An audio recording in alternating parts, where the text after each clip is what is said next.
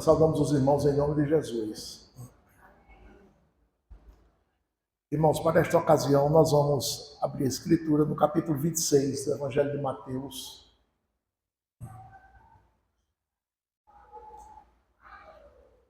E vamos ler entre os versículos 20 a 25.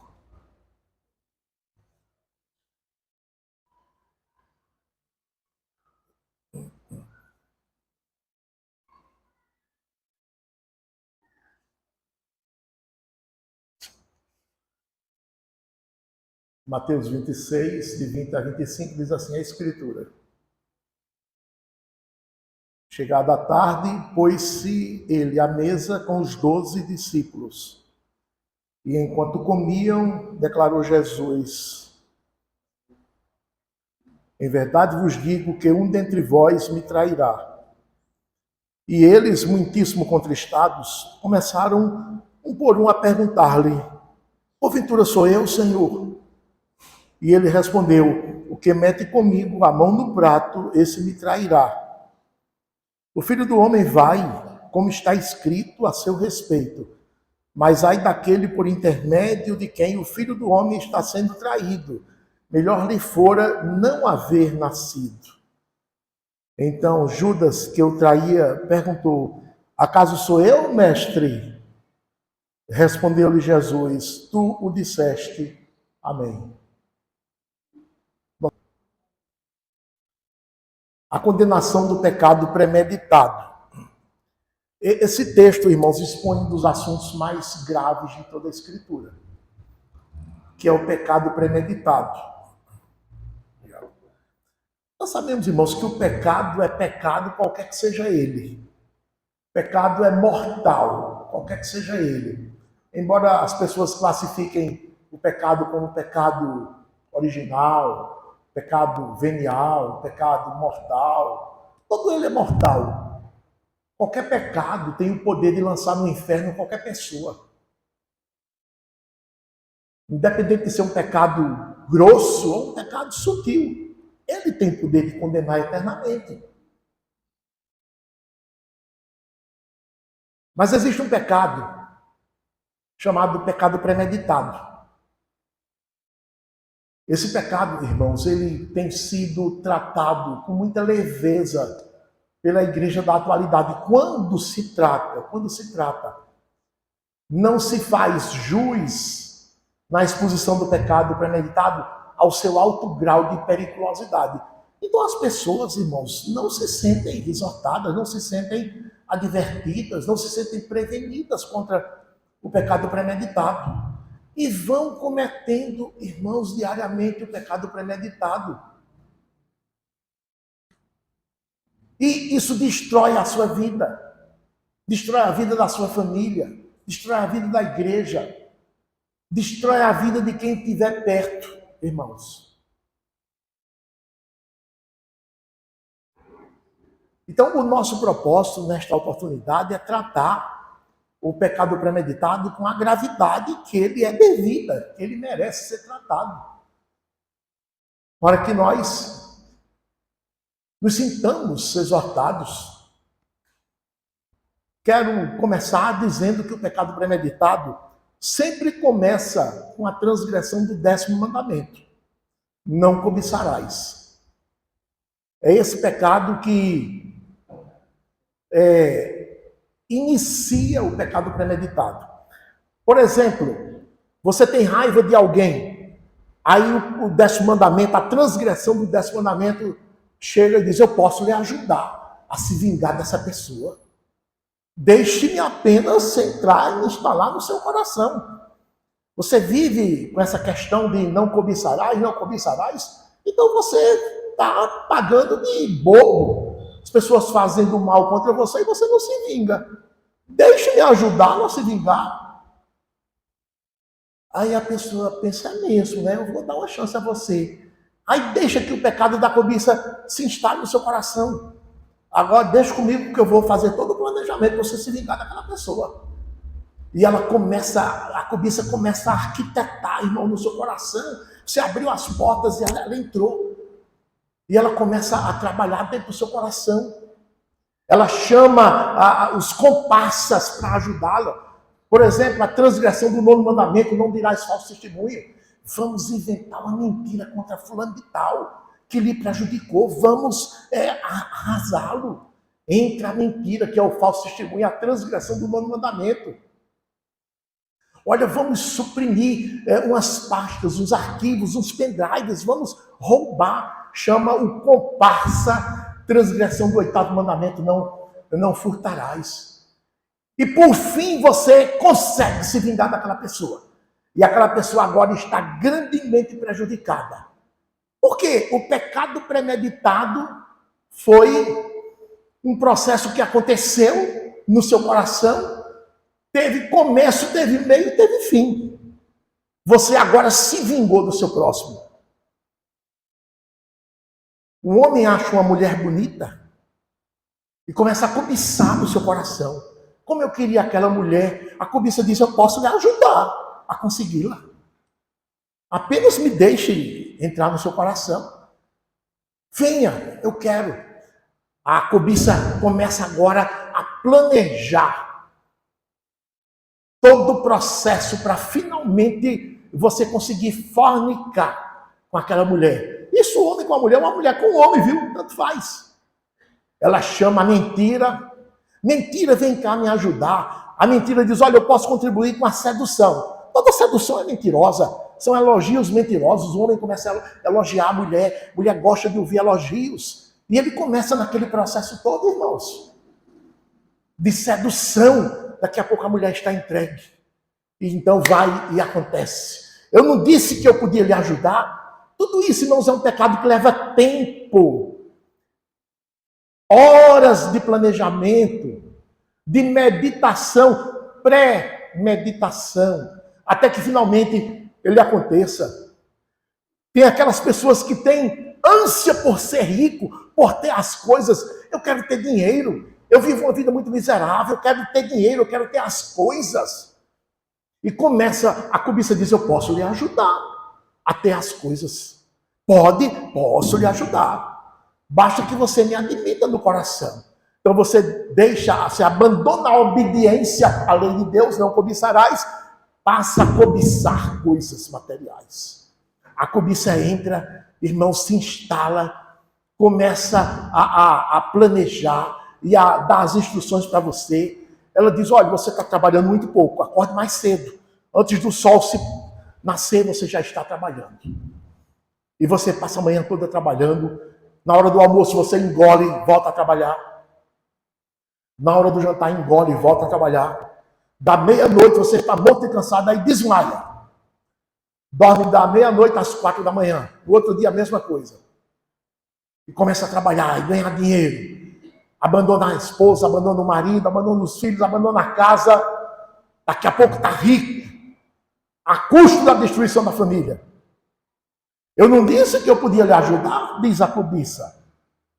Tudo isso é um processo, irmãos. Isso não é um ato, não é um pecado de um ato só. É um pecado de um processo, de um planejamento. Quando você abre a porta do seu coração para que a cobiça, a transgressão do 10º mandamento, ela se instale. Esse é um período sem qualquer comunhão com Deus. Sem oração, sem leitura da Bíblia. Vou para a igreja para cumprir tabela. Você não tem o menor prazer de estar no culto do Senhor. Você está em processo de pecado. Nenhuma das suas orações são escutadas. Você nem ora. Se você escuta a palavra de Deus, você não entende. O Espírito de Deus tampa os seus ouvidos. Você precisa confessar o pecado, abandonar o seu pecado. A consciência lá dentro do coração fica dizendo, está errado isso, abandone esse pecado. E a cobiça, não abandone não, senão você não vai conseguir os seus intentos. Fica aquela briga no coração da pessoa, irmãos. A consciência contra a cobiça. Tem um momento que a consciência perde a capacidade de lutar. A pessoa ali está entregue, nada muda, irmãos, no coração daquela pessoa. Ela só para quando ela concretizar o pecado que começou a planejar. Esse é o tal do pecado premeditado. Qual é o contexto dessa passagem? O contexto é um pouco longo, mas eu vou lhe contar. Imagina, semana passada foi a Semana Santa. A semana que lá em Jerusalém era a Semana da Páscoa. Na semana anterior à Semana Santa, Jesus estava na Pérea. Pérea é uma região ali no sul de Israel, do lado da Judéia. Passa o Rio Jordão, do lado direito é a Pérea. Jesus nunca tinha estado lá. No final do ministério dele, ele desce da Galileia, cruza o Jordão, chega na Judéia, cruza o Jordão e chega na Pérea. Ali ele passa cerca de 3 a 4 meses pregando a palavra de Deus, ensinando, curando. Foi na Pérea que se deu o episódio do jovem rico. Jesus disse, você tem que deixar tudo.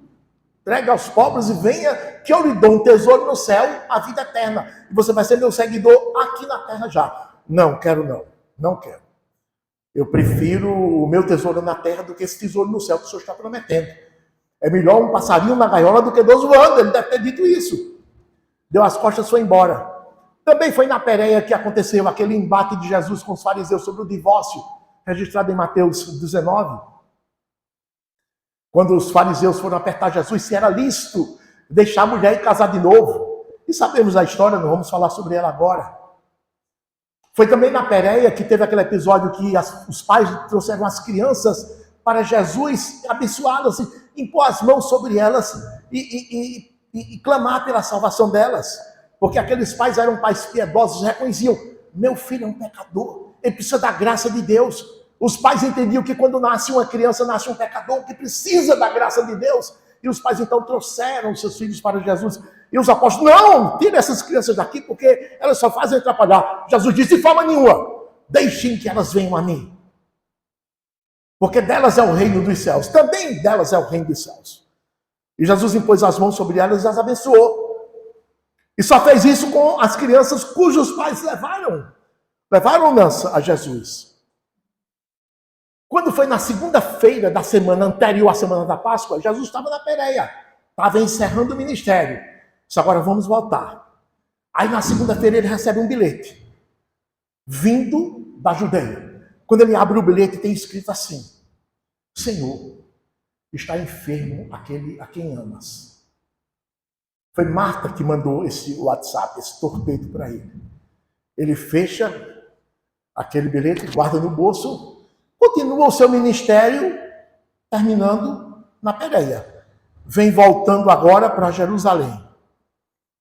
Está na Pérea, terça-feira, prega, ensina, cura.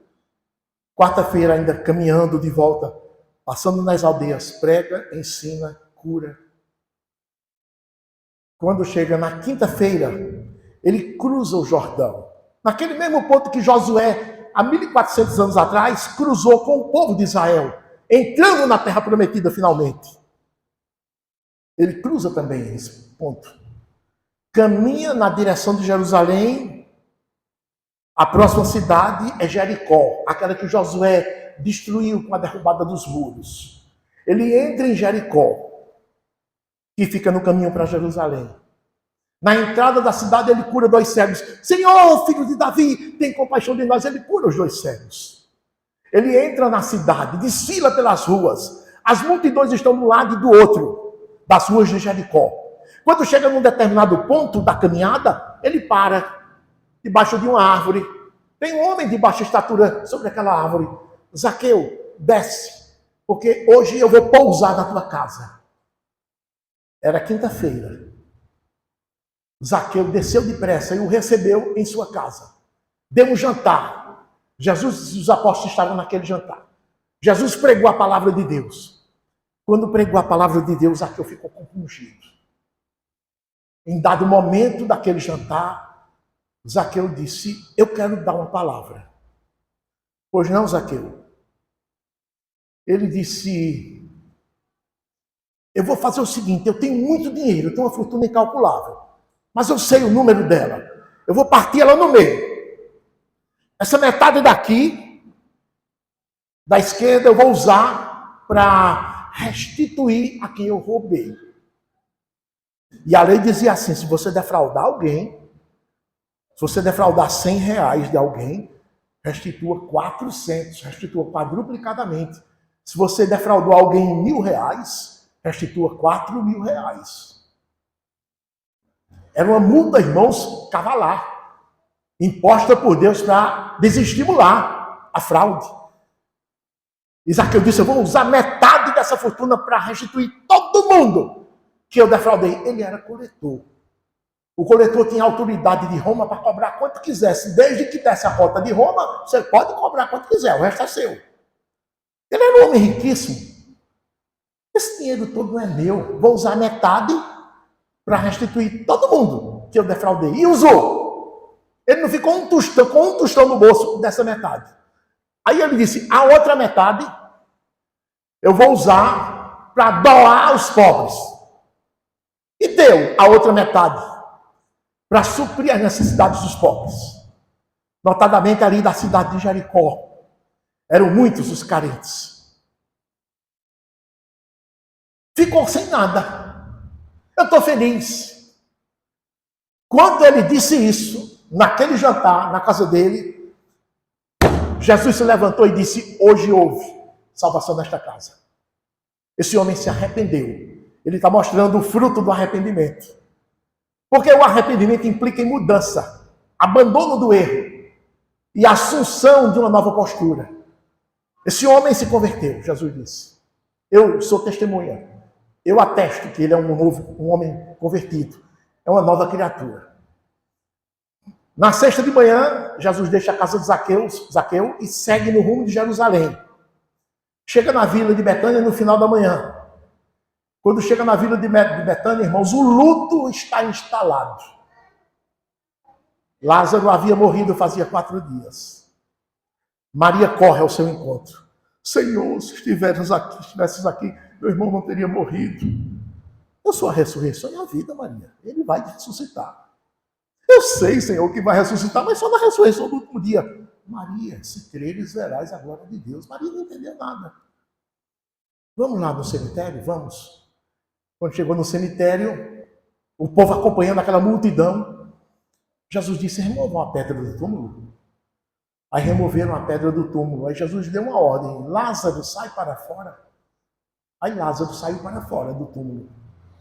Um defunto de 4 dias.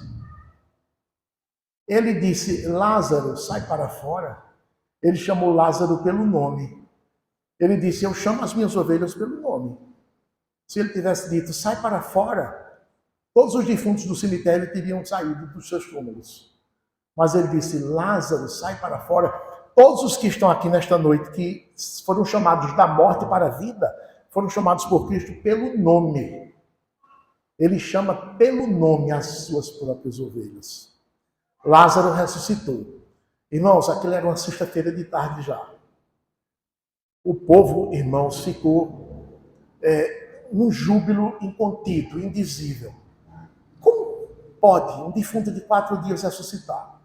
Nunca houve isso na face da terra em toda a história. A cidade de Jerusalém fica a 3 quilômetros. Logo a notícia chegou lá. A cidade, irmão, não cabe, não tem espaço para você botar um pé. Porque na semana da Páscoa, todos os peregrinos vinham de Israel para Jerusalém. Era obrigado, Deus obrigava.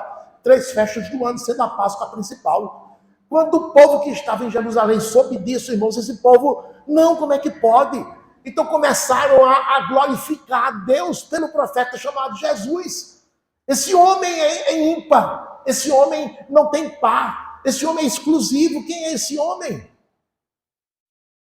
Foi o comentário geral, a mídia só comentava essa ressurreição de Lázaro. As testemunhas viram, centenas de pessoas presenciaram com seus olhos, foram testemunhas oculares.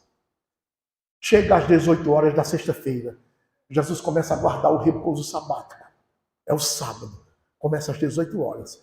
Vai até às 18 horas do sábado, do dia seguinte, que era o 7º dia. Quando chega às 18 horas do dia seguinte, que já é o primeiro dia da semana, é o sábado à noite no nosso calendário, ele vai participar de um jantar na casa de Simão, que morava em Betânia. Simão foi um homem que fora curado de lepra por Jesus. Esse homem tinha um coração tão cheio de gratidão, porque, irmãos, a lepra era mortal. O leproso deixava a família, deixava os filhos, deixava a empresa, deixava o trabalho, deixava a bodega, deixava a mercearia, deixava o convívio com todo mundo e ia morar no mato sozinho. Se alguém se aproximasse, ele tinha a obrigação de, pela lei, gritar imundo, imundo, para que as pessoas se afastassem. O leproso definhava até morrer. Era o chamado vivo morto. Era vivo, mas já estava morto.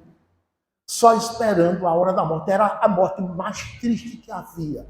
Era a morte do leproso, irmãos. E Jesus o curou. Esse homem não sabe, irmãos, como expressar a gratidão.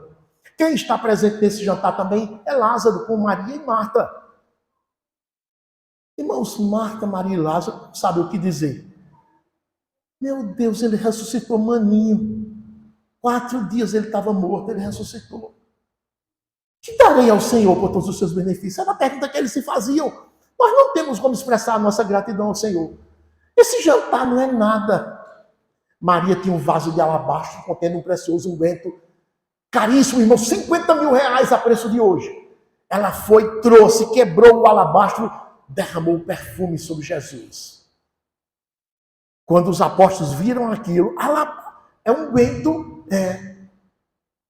caríssimo. Sim, caríssimo. Derramou sobre Jesus. Isso é um desperdício. Judas encabeçou o protesto. Esse dinheiro poderia, esse perfume poderia ter sido vendido. 50 mil reais ia aliviar a fome e a necessidade de tantos pobres. Que absurdo. Jesus disse, alto lá. Alto lá. Isso não foi nenhum absurdo. Eu aprovo na íntegra o que essa mulher fez comigo. Ela me ungiu antecipadamente para a minha sepultura. E tem mais. Onde o meu evangelho for pregado no mundo todo, o ato dessa mulher vai ficar associado à pregação do evangelho. Eu quero que onde o evangelho for pregado, todas as pessoas tomem conhecimento de que eles têm que fazer o que essa mulher fez comigo. Tem que dar a mim o seu melhor. Como Maria fez. O melhor dela, ela me deu. Todo mundo que tomar conhecimento do evangelho tem que também ser como Maria. Dar o seu melhor a Jesus. Isso foi no sábado à noite. Terminou o jantar, foram dormir. Amanhã é o primeiro dia da semana. Jesus se prepara para ir para Jerusalém. 3 quilômetros de distância. Tudo pronto, tudo pronto. Vamos começar a caminhada. Eles, os discípulos, os crentes que andavam com eles. Havia um grupo de mulheres que andava com eles, financiando toda a despesa com os seus bens. Eram mulheres ricas que haviam sido salvas ou curadas de moléstias. E elas tinham uma gratidão tremenda. E elas manifestavam a sua gratidão acompanhando o séquito apostólico e sustentando os seus haveres com as suas propriedades materiais, seus dinheiros, bens, tudo. Quando o povo que está em Jerusalém sabe que o profeta Jesus está vindo, o povo sai correndo de Jerusalém para encontrar o profeta no caminho. Ali na frente, a 1 quilômetro, tem uma vila chamada Betfagé. Jesus disse, eu vou entrar em Jerusalém montado no jumentinho. Pegue um jumentinho ali, ele está lá. Se o dono perguntar o que é que você está fazendo, diga que o senhor precisa dele. Alguém foi pegar o jumento quando estava desatando. Ei, o que é isso que você está fazendo? Eu estou desatando esse jumento porque o Senhor precisa dele. Ah, tudo bem, pode levar. Jesus monta num jumento. Antecipadamente ele foi coberto com uma cela de tecidos, de almofadas para ficar fofo. E ele entra agora em Jerusalém. É o primeiro dia da semana, irmãos. Todo esse trajeto foi feito a passo de procissão, muito lentamente. De tal forma que ele só entrou em Jerusalém na parte da tarde. Quando esse homem vai entrando em Jerusalém, meus irmãos, é um alarido tão grande que o povo faz. Porque ele ressuscitou um defunto de 4 dias, sexta-feira passada, faz 2 dias. Nós estamos vendo o homem que fez isso. Esse homem só pode ser o Messias. Aí começaram a gritar o nome dele como se fosse o Messias. As crianças clamando, bendito que vem em nome do Senhor, hosana nas maiores alturas. Aí os fariseus odiando. Jesus, o senhor não está ouvindo isso não? O que as crianças estão dizendo, atribuindo ao Senhor o título do Messias de Israel. Jesus, elas estão fazendo certo. Se eu mandar elas se calarem, as pedras vão substituí-las no grito. As pedras é que vão falar, vão dizer, bendito que vem em nome do Senhor. Nem deu mais importância, seguiu o seu rumo até o templo. Chega no templo, irmãos, no final da tarde. Quando ele chega no templo, irmãos, que ele olha, está lá o comércio, irmãos, desenfreado no pátio do templo. O pátio do templo era uma área enorme, irmãos. Estava o comércio desenfreado, ilícito, irmãos. Os sacerdotes se associavam com os comerciantes para vender os animais para o sacrifício, porque cada judeu tinha que oferecer um animal em sacrifício. Os irmãos não sabem o dinheiro que corria. Fora as souvenirs, lembranças outras, né, amuletos que eles gostavam muito disso, tem que comprar aqui. E na nossa moeda, na moeda do templo. Os peregrinos, se tivessem um animal perfeito para trazer de casa, traziam, quando chegasse lá, que os sacerdotes examinassem, reprovavam. Mas ele está perfeito, não, tem um riscozinho aqui. Não, a unha dele tem um pontinho preto aqui, certo? Não. Reprovavam os animais perfeitos para obrigar os peregrinos a comprar os animais que os comerciantes associados com eles vendiam. Comércio ilícito, irmãos. Uma injustiça tremenda. Jesus olhou, doeu-lhe o coração, mas ele não fez nada. Já findava o dia. Ele dá meia volta e vai embora para o Monte das Oliveiras, na aldeia de Betânia, onde dormiu todas as noites daquele dia. No dia seguinte, é a segunda-feira, ele volta. Ele se municia de um chicote, de um azorraque, e faz uma limpeza no templo. Despeja as mesas dos cambistas, joga fora as gaiolas, expulsa os animais, destrói tudo, vira as mesas. A minha casa será chamada casa de oração para todos os povos. Vocês têm transformado num covil de salteadores. Irmãos, um homem só, acompanhado de 12 apóstolos que não eram homens de guerra, fez isso, ninguém impediu. Ele fez com a autoridade do próprio Deus. Ninguém ousou impedi-lo, segurá-lo, impedir que ele fizesse aquilo. O próprio Deus estava ali, irmãos, em carne e osso, exercendo toda a sua autoridade de purificar o templo.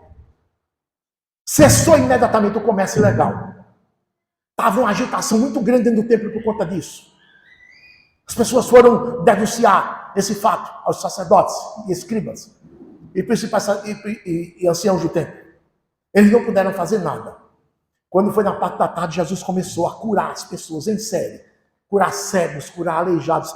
Irmãos, o que mais tinha no Oriente Antigo eram pessoas aleijadas. Por quê? Levavam uma queda, quebrava o braço, quebrava a perna, quebrava o pé. Não tinha como emendar. Não tinha os recursos de hoje, fisioterapia, radiografia. Não tinha as cirurgias que consertam o braço. Coisa mais comum hoje é quebrar o braço. Ninguém fica aleijado porque quebrou um braço, porque quebrou uma perna. Quebrou a bacia, emenda. Coloca placas, coloca todo tipo de ligadura. Naquele tempo não, irmãos. O número de aleijados era incalculável. Por conta dos acidentes. Caiu do cavalo, aleijado. Jesus curava a todos. No sábado da segunda de tarde. Terminou o expediente, ele volta para o Monte das Oliveiras. E dorme lá. Na terça de manhã, lá vem de novo Jesus para o templo. Quando chegou no pátio do templo, ele não entrava no templo, porque ele não era levita, ele era da tribo de Judá. Só quem tinha permissão de entrar no templo eram os levitas, sacerdotes levitas. Mas ele ficava no pátio do templo. Quando ele chega, a multidão o cerca. Aí ele começa a ensinar a palavra de Deus, ensinar.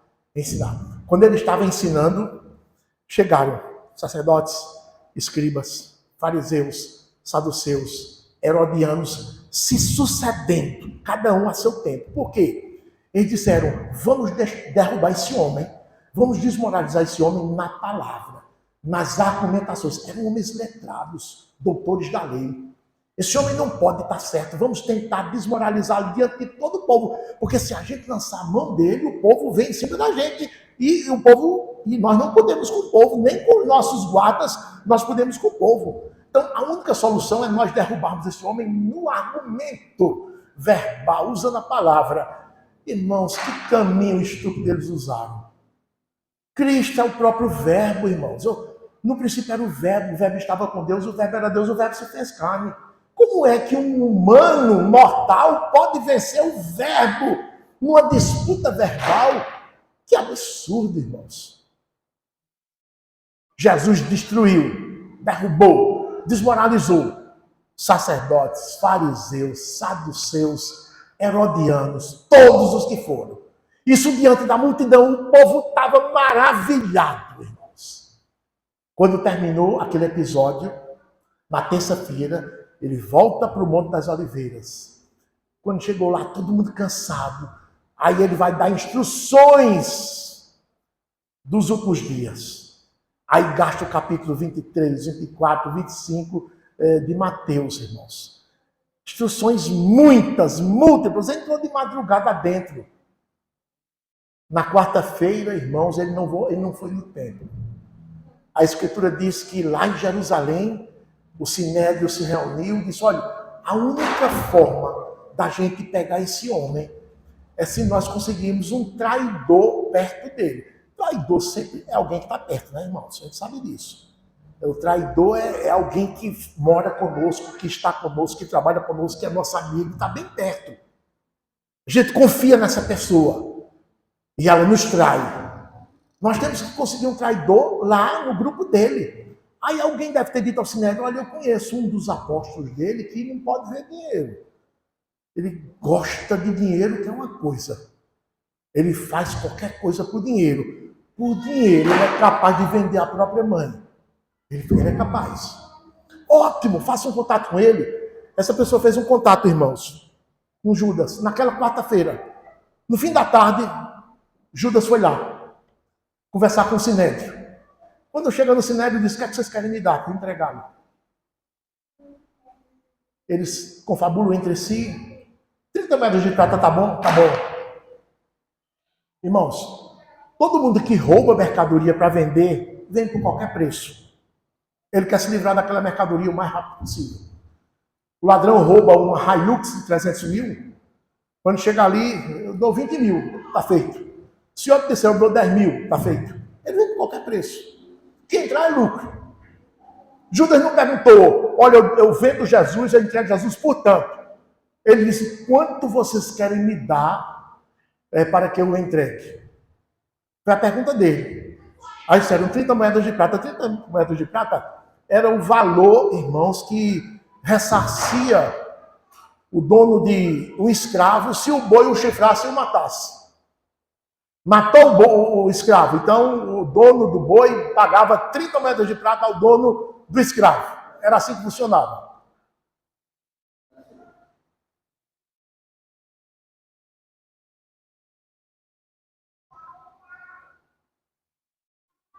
Aí ele disse, está feito o negócio. Aí o Sinédrio disse, nós vamos já lhe dar o dinheiro.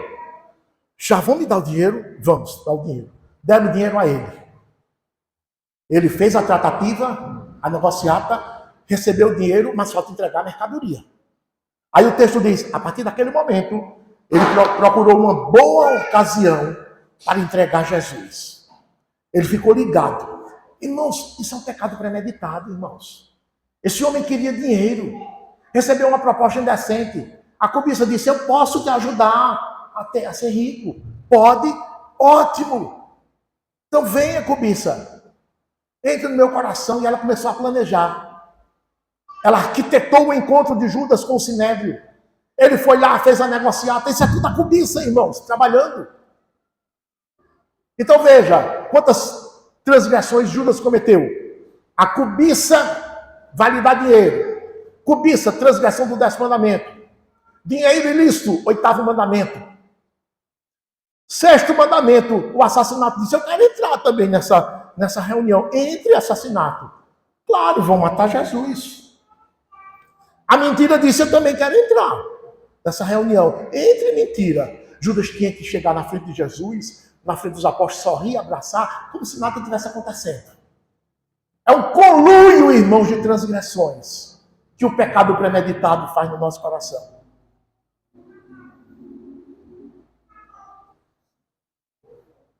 Isso foi na quarta-feira. Na quinta-feira de manhã, os apóstolos disseram, Jesus, vamos preparar a Páscoa. Tá certo, vamos. Judas e Pedro foram para Jerusalém.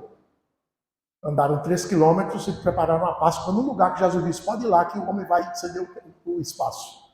Quando eles chegaram lá, estava tudo espaço mobiliado, com cozinha, com tudo. Eles abateram o cordeiro, fizeram o molho de ervas amargas, os pães asmos, prepararam o vinho, deixaram tudo pronto, só não assaram o cordeiro. O cordeiro a gente assa quando voltar. Aí voltaram para a aldeia de Betânia. Jesus, olha, está tudo pronto. Tudo pronto para a Páscoa. Aí no final daquela tarde, Jesus deixa a aldeia de Betânia com os apóstolos e os 7 vai para Jerusalém, porque a Páscoa tinha que ser celebrada em Jerusalém. Lá era o local onde se devia ser celebrada. E ele chega para comemorar a Páscoa e é onde entra o nosso texto. Desculpem a introdução longa, mas era necessário para situar você. Então, é aqui que o pecado premeditado vai ser condenado, irmãos, nessa ocasião. Então, esse é o título do nosso sermão. E tudo começa, em primeiro lugar, com a palavra de Deus denunciando e exortando. Versículos 20 e 21.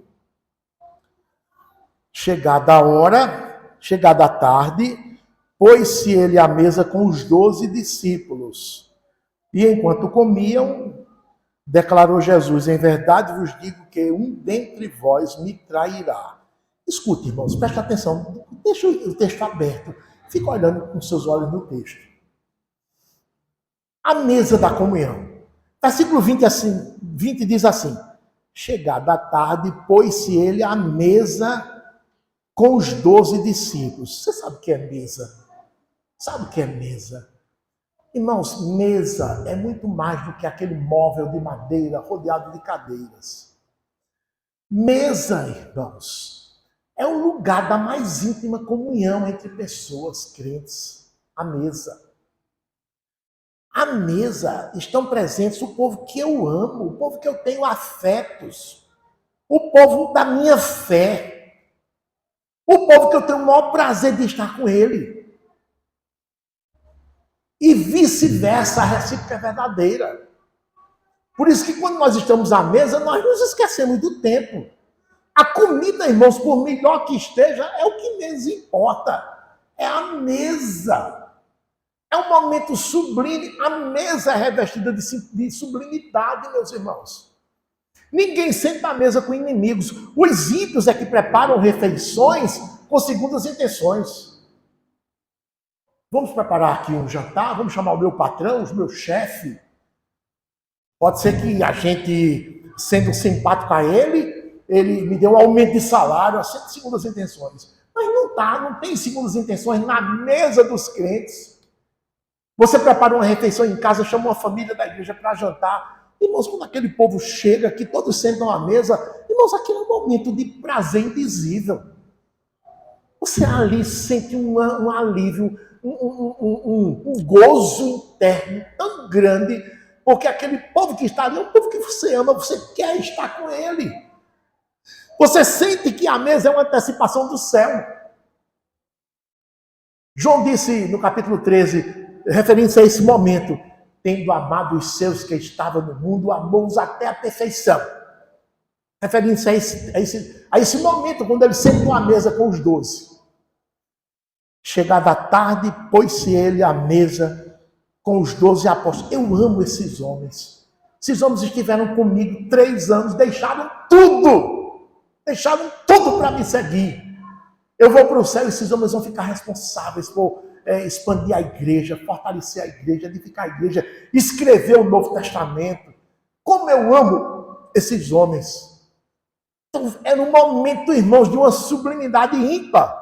Esse momento da mesa. Só que teve um problema gravíssimo nessa mesa. Versículo 21. E enquanto comiam, declarou Jesus: em verdade vos digo que um dentre vós me trairá. Meus irmãos, alguém que está presente à mesa está cometendo um atentado contra a mesa. Isso, irmãos, é um paradoxo. Isso é inadmissível. Você à mesa cometendo um atentado contra a mesa. Alguém pergunta, mas Jesus não podia ter esperado terminar a refeição para poder fazer a denúncia separado. Não, não podia não. Qualquer outra coisa eu toleraria. Mas um atentado contra a mesa eu não posso tolerar. Porque isso arranca a legitimidade da mesa. A mesa vai ficar uma mesa falsa. Tem um traidor aqui. Irmãos, mensalmente a igreja transforma essa mesa na mesa do Senhor. Essa mesa, quando está com os elementos pão e vinho, irmãos, o que sobe aqui é afetos, é amor, é cuidados, é misericórdia, é graça. Jesus tem prazer tão grande de estar com o seu povo para comungar a ceia do Senhor. Por isso que se tiver algum crente aqui de forma indigna na ceia, é um atentado contra a mesa do Senhor. É um atentado. Eu vou tomar ceia, mas estou em pecado. Rapaz, você é louco, é? Você é louco. Tem outro que diz assim, não vou tomar ceia, porque eu estou em pecado. Quer dizer, eu prefiro ficar com o pecado do que me desfazer do pecado para tomar a ceia. Pensando que vai escapar do juízo, está atraindo 1000 vezes mais juízo sobre si. Não tomar a ceia para ficar com o pecado. Os absurdos que muitos crentes cometem. Não, tem um traidor aqui. Isso atenta contra a ceia. É melhor quebrar a sublimidade da mesa do que prosseguir com o traidor aqui. Não posso fazer isso. A minha tolerância, a minha paciência não vai a esse nível, não. Ele precisa ser denunciado. Então, a palavra, irmãos, ela protege a comunhão e expõe o pecado. E Jesus denunciou, em verdade vos digo, um de vós me trairá. Um de vós me trairá. Aí eles começaram, irmãos, a perguntar, viu? Ficaram inquietos demais. Um de vocês vai me trair. Essa denúncia tem que ser feita, irmãos. E ela não foi um julgamento, não. Ela foi uma advertência. Irmãos, por quê? Prestem atenção. Quando a gente está com um pecado premeditado, está aqui no coração. Só quem sabe sou eu. Eu e os mandamentos que estão sendo transgredidos. Minha consciência lutou contra esse pecado. Mas eu resisti. Recebi ajuda satânica para resistir. A consciência perdeu força. Coitada, está lá. Ela não tem mais condições de falar. Se depender dela, eu vou cometer o pecado. Mas Jesus ainda nos dá uma solução. Ele arranca o pecado de dentro, coloca aqui fora para alguém ver. E para alguém ajudar esse transgressor a se curar. Jesus ainda faz isso. A gente é muito craque em Mateus 18. Se o teu irmão pecar, vai ter com ele, tu e ele só. Quando disse que o teu irmão é pecado, porque você viu o pecado do seu irmão. Por que você viu o pecado do seu irmão? Porque aquele pecado Deus tirou de dentro do coração e botou do lado de fora para alguém ver. Aquele irmão não estava conseguindo resolver o pecado dele. Nem estava querendo. A consciência dele, que era quem lutava contra o pecado, perdeu força. Por conta da rebeldia do coração dele. Se depender da consciência dele, ele não vai mais resolver aquele pecado. Aí Jesus bota ele do lado de fora. Para alguém ver e tomar providências. Foi o que ele fez aqui. Um de vós me trairá. Um de vós me trairá. Só que tem outro problema. Jesus andava com muita gente. Era ele, os apóstolos, as mulheres que assistiam com os bens e muitos outros discípulos, outros crentes comuns. Ali, naquela ocasião, só está Jesus e os 12. Só tem 13 pessoas. Nem o povo da casa está participando, não. É exclusiva para Jesus e para os 12. Um de vós me trairá. Então, a palavra denunciou, irmãos, o pecado em plena ceia para fazer a exortação. A segunda lição, a palavra desperta consciências culpadas. Todos os 12 apóstolos se inquietaram quando Jesus disse, um de vós me trairá. E a inquietação a gente divide em 2 grupos. Inquietação dos 11 e a inquietação de um, dos 11 e de Judas. Versículo 22.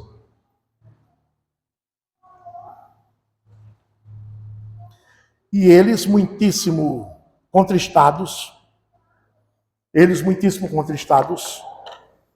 começaram um por um a perguntar-lhe: porventura sou eu, Senhor? Porventura sou eu, Senhor? Lá no final do versículo, no versículo 25, então Judas, que o traía, perguntou: acaso sou eu, mestre? Por que, irmãos, todos perguntaram? Por que todos perguntaram? Sabe por quê, irmãos? Porque todos têm uma consciência pesada. Será que você traiu Jesus hoje? Hoje, domingo, traiu em alguma palavra que você pronunciou, em algum pensamento que você nutriu, em alguma atitude que você teve. Será que você traiu Jesus? Irmãos, nós vivemos o dia a dia nas nossas fraquezas. Por mais que vigiemos, irmãos, sempre pecamos, né? E temos confessado os nossos pecados continuamente. Mas mesmo assim é possível, irmãos, que nós tenhamos traído o Senhor em alguma ocasião, em algum pensamento, até sem perceber. Então os 11 apóstolos disseram: por acaso sou eu, Senhor? Judas disse: será que sou eu, mestre? Percebeu a diferença? Final do versículo 22. Porventura sou eu, Senhor? Os 11 perguntaram. 25, primeira frase. Então Judas, que o traía, perguntou: acaso sou eu, mestre? Enquanto os 11... Por quê? Porque Jesus não é o Senhor de Judas. Não é. Judas não se submete a Jesus. Judas está em pleno pecado premeditado. Estamos na quinta-feira de noite, que já é a sexta. Quarta-feira ele vendeu Jesus, fez a negociar para receber o dinheiro. Ele está procurando boa ocasião para entregar Jesus. Ele está em pleno pecado. Ele não se submete a Jesus, por isso que ele não chama Jesus de Senhor. Os demais chamaram: sou eu, Senhor. Por acaso sou eu, mestre? Eu aprendi muita coisa com o Senhor, mas o Senhor não é o meu Senhor. Não é. Jesus não é o Senhor de traidores, de quem anda praticando pecados premeditados. Não é. Qual foi a resposta de Jesus? Aos 12, Jesus respondeu assim, versículo 23. Aos 11. E ele respondeu: o que mete comigo a mão no prato, esse me trairá. Vamos entender essa expressão. Que mete comigo a mão no prato, esse me trairá. O que é meter a mão no prato? É uma expressão da época, irmãos, que a gente tem que contextualizar.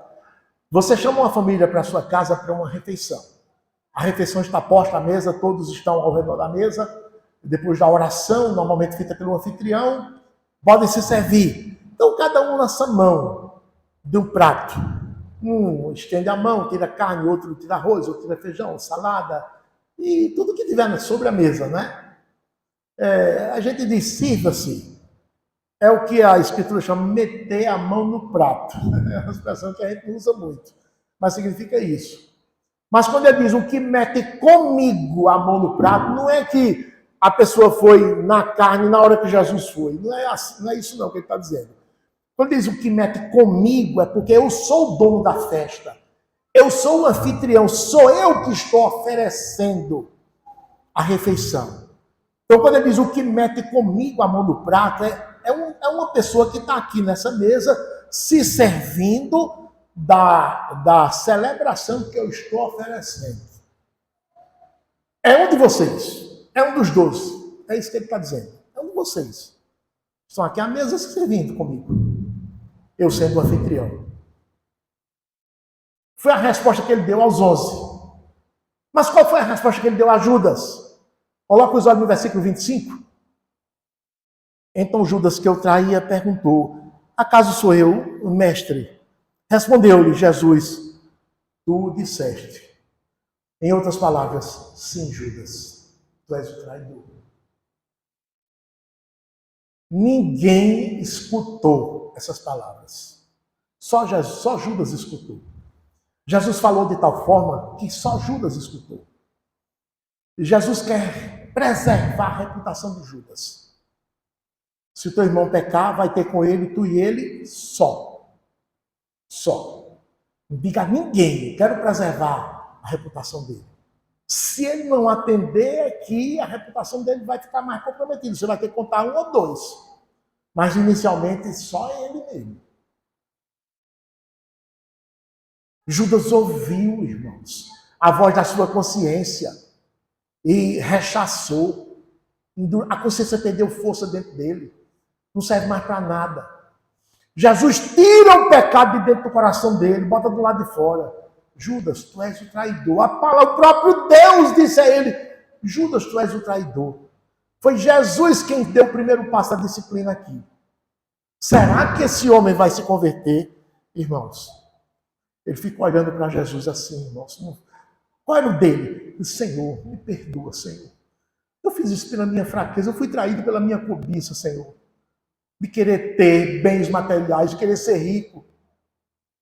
Senhor, meu coração é desesperadamente corrupto, Senhor, enganoso.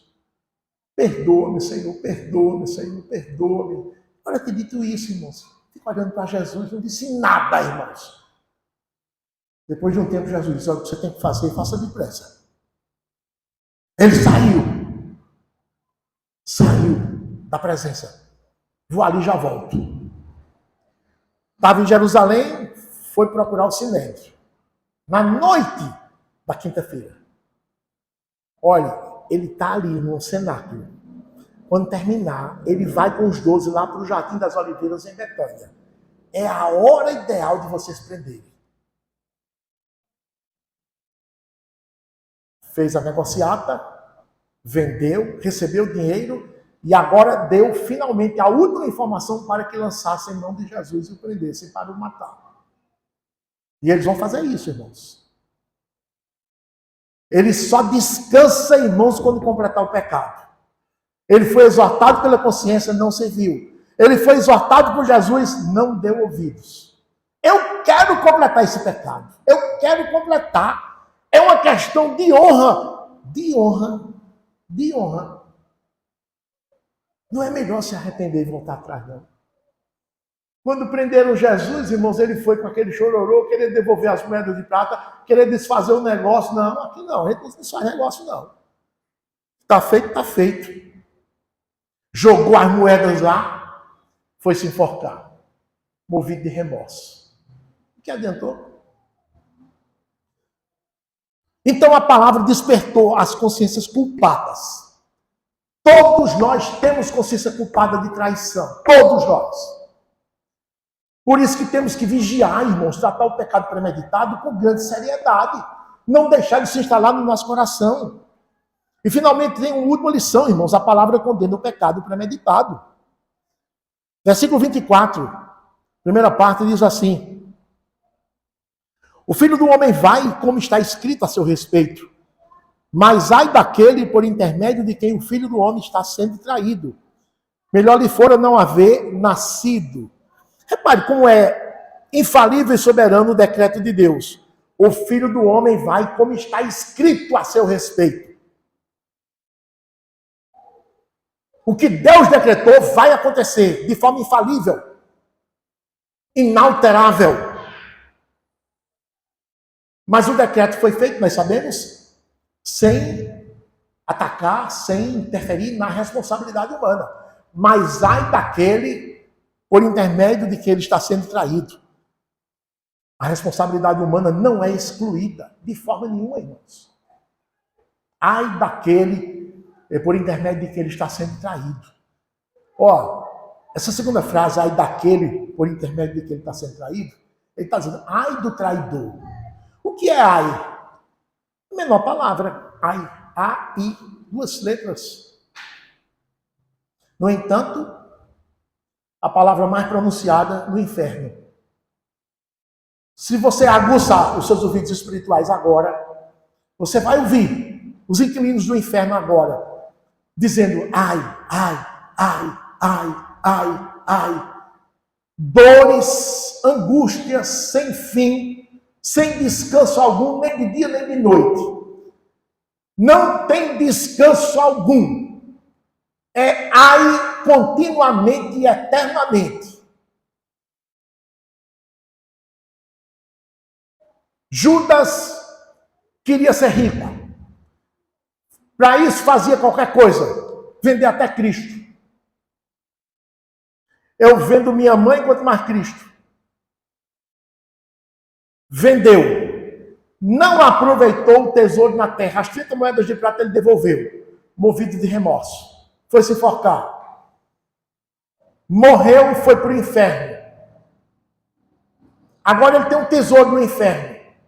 Ele tem uma jazida de um minério chamado enxofre. Ele está lá fervendo no lago de fogo e de enxofre. O que sai da boca dele é ai, ai, ai, ai, eternamente. De lá para cá ele já disse bilhões e bilhões de ais.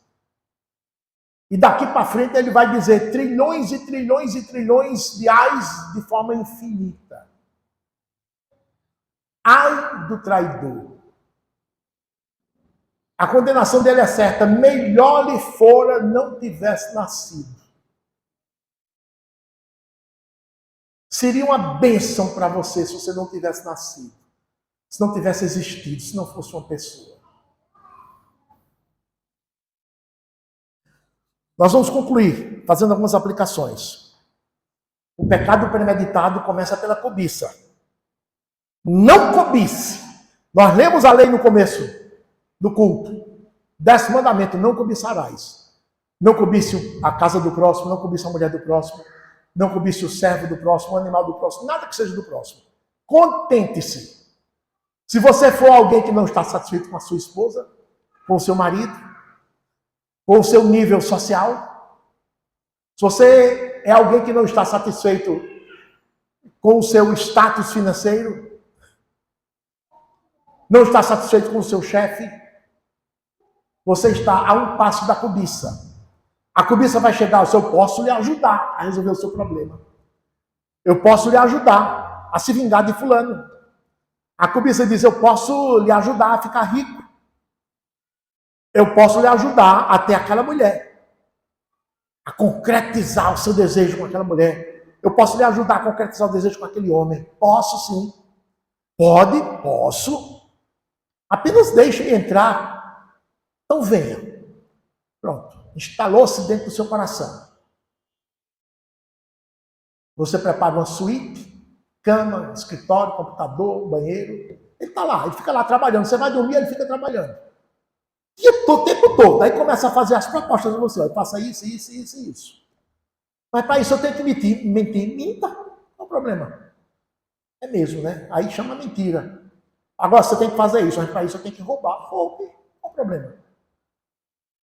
Eu sei que depois de um certo período você concretizou o seu pecado. Quanto tempo durou esse período? Não sei. Uma semana, um mês, um ano, anos até. Saiba de uma coisa, nesse período do pecado premeditado, você não tem nenhuma comunhão com Deus. Você vive do jeito que o cão gosta.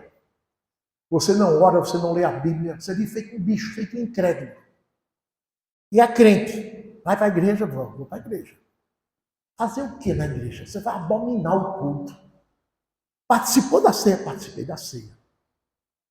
Não participei da ceia porque eu estou em pecado. Prefiro ficar com pecado.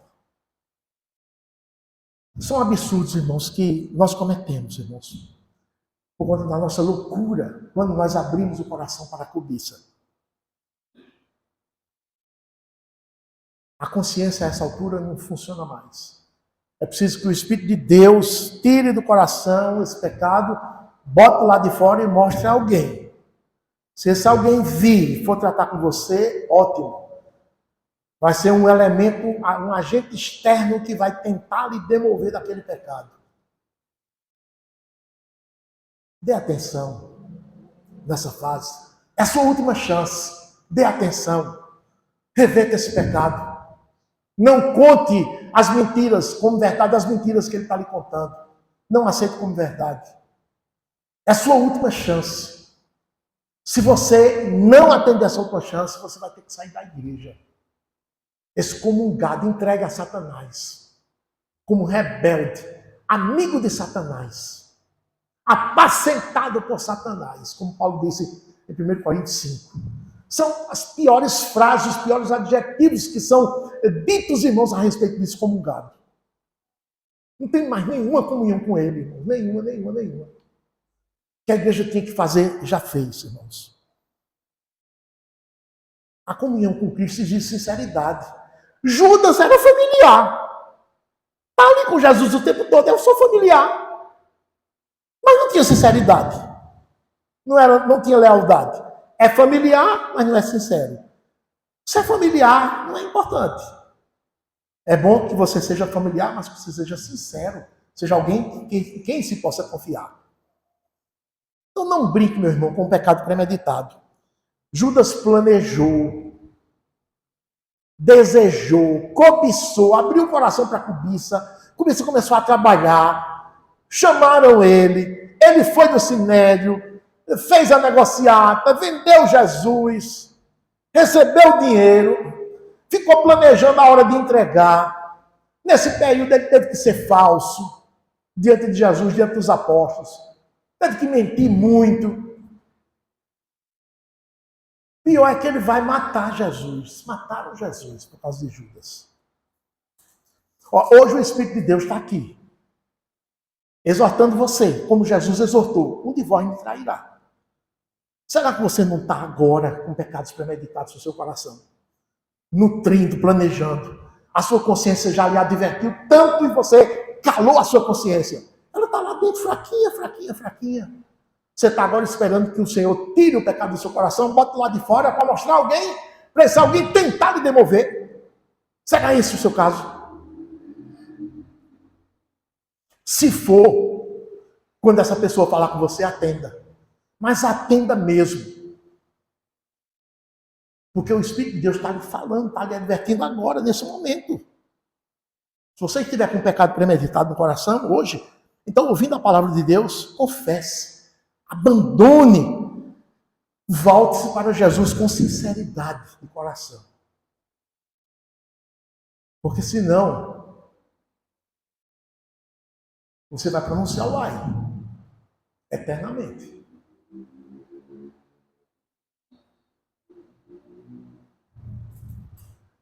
O Senhor não vai deixar os salvos sem salvação.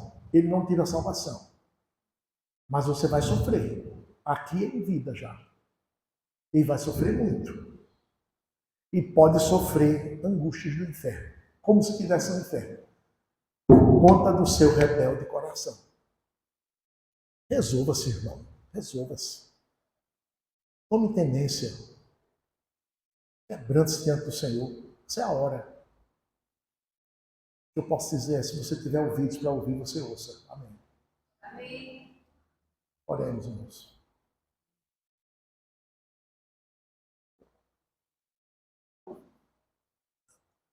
Nosso Deus, mesmo crentes, nós somos sujeitos ao pecado premeditado. E muitas vezes, ó Deus, nós abrimos o nosso coração para a cobiça. E nós só descansamos quando concluímos aquele pecado.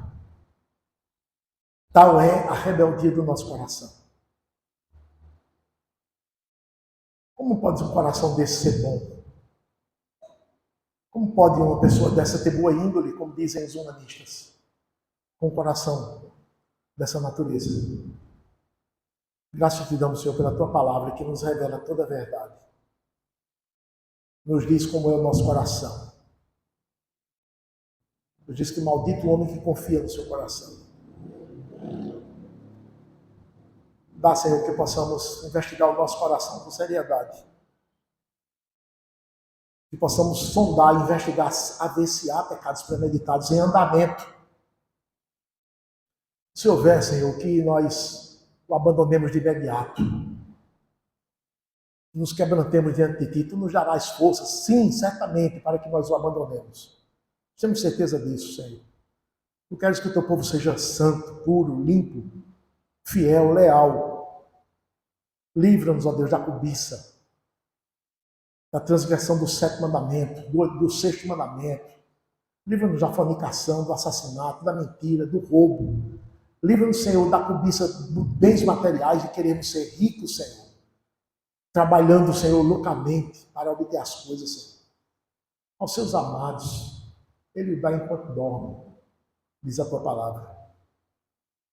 Graças te damos, ó Deus, pela tua escritura que nos exortou. Possamos meditar sobre ela, Senhor. Graças te damos pelo dia do Senhor. Graças te damos por esta igreja, Senhor, que está completando a sua 3ª década. Multiplica os anos desta igreja sempre na fidelidade. Que os santos do futuro tenham um porto seguro onde adorar o teu nome e aprender a tua escritura. Até a tua volta. Graças te damos pelo dia do Senhor. Possamos passar uma semana na santidade, Senhor, na tua presença, sabendo que tu andas no meio da tua igreja, que estás conosco, Senhor. Sabemos, ó Deus, que depois do juízo final nós habitaremos contigo pessoalmente. Nós poderemos tocar em ti, Senhor. Mas já agora tu estás conosco, Senhor. Mesmo que nós não te vejamos, nem possamos te tocar, mas pela fé sabemos que tu estás conosco. Não há nenhum prejuízo, Senhor. Porque nós temos fé e nós cremos nisso. Tem misericórdia de nós, Senhor. Livra-nos do mal. Nós oramos a ti no nome de Jesus. Amém.